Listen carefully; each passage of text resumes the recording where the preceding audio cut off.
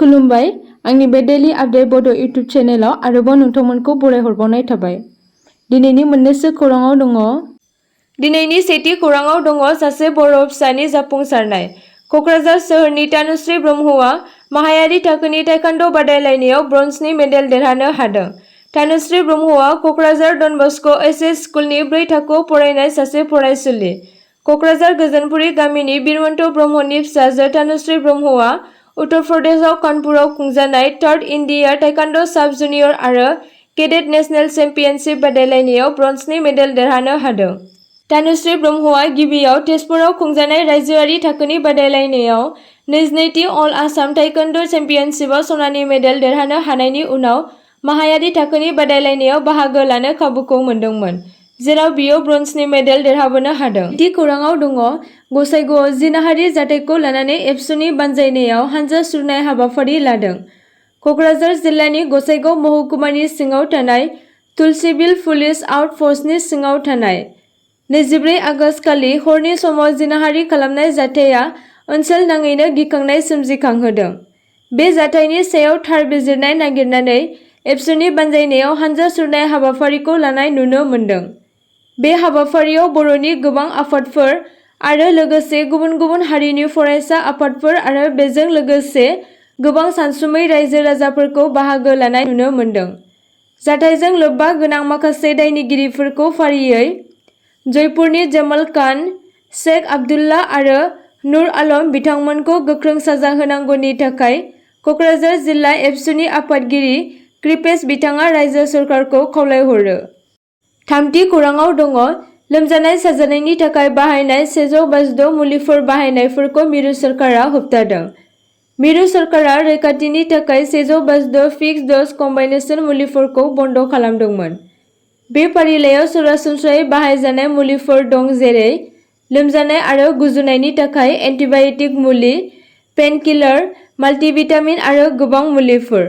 मिरु सावस्रि मन्थ्रि बिफानआ सेक्सन 22A नि सिङाव बेफोर एफडिसिफोरनि दिहुननाय, फाननाय आरो राननायखौ होबथानो मोनसे फोसावथाय होदोंमोन। ड्राग्स टेकनिकेल एडभाइजरि बर्डआबो एफडिसिफोरखौ आनजाद नायनानै फोरमायना होदों दि बे एफडिसिआव थानाय मुवाफोरनि थाखाय जेबो फाहामथायारि जुक्ति गैया। एफडिसिआव मानसिफोरनि थाखाय खैफोद थानो हागौ। बेनिखायनो गुवार रायजो राजानि मोजांनि थाखाय ड्राग्स आरो कस्मेटिक्स एक्टनि 1940 नि धारा 26A नि सिङाव बे एफडिसिनि दिहुननाय, फाननाय आरो राननायखौ होबथानाया गोनां होनना फोरमायदों। ब्रैथि खौराङाव दङ मुलुगनाङैनो बर'नि हारिमुखौ जौगाखांहोनो आरो बागुरुम्बाखौ मिथिसार होनो Guinness book of world record 2024 master training workshop हाबाफारि खुंफुंदों। बे हाबाफारिखौ गुवाहाटी नोगोरमानि गणेशपारायाव थानाय मिलनजाथि गेलेग्रा फोथाराव Bagurumba Guinness book of world record programme selection कमिटिनि बानजायनायाव खुंफुंदों। बे हाबाफारिखौ मोनबा आफादफोरा ज' जाना दाफुंदों होनना फोरमायदों। गुवाहाटीनि एबसु बर' थुनलाइ आफाद, बर' हारिमु आफाद, बर' आइजो अनसाय आफाद आरो गुवाहाटीनि बाथौ गौथुम आफादफोरा ज' जाना दाफुंनानै बानजायनाय खुंफुंदों।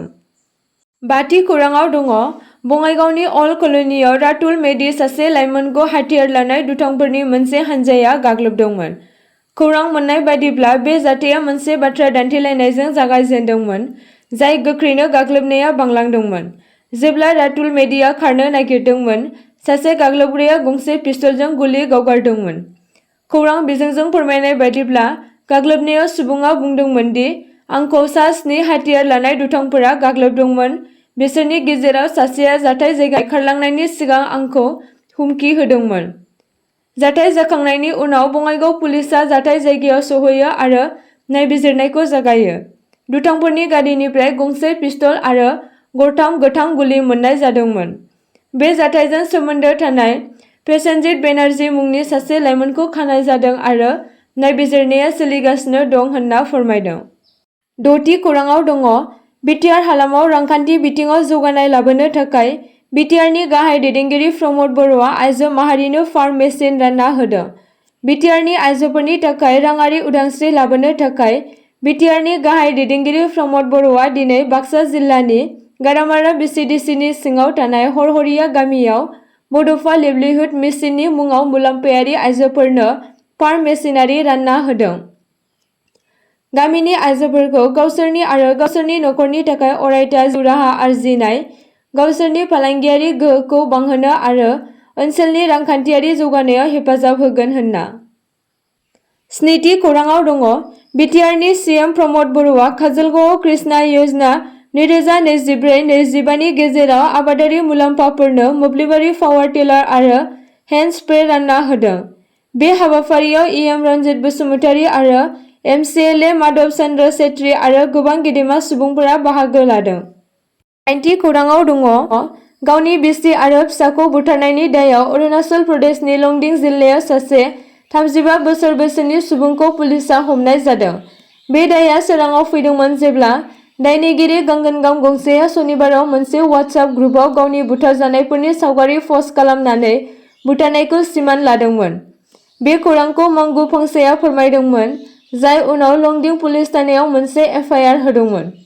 अजदनि सायाव बिथा खालामनानै अजद होग्रा आरो मावफुं एगजिकिउटिभ मेजिस्ट्रेट बिनि शिबाजों लोगोसे मोनसे पुलिस हानजाया जाथाय जानाय जायगायाव थांदोंमोन आरो आइजो आरो गथ'नि गोथै सह'खौ नागिरना दिहुनदोंमोन।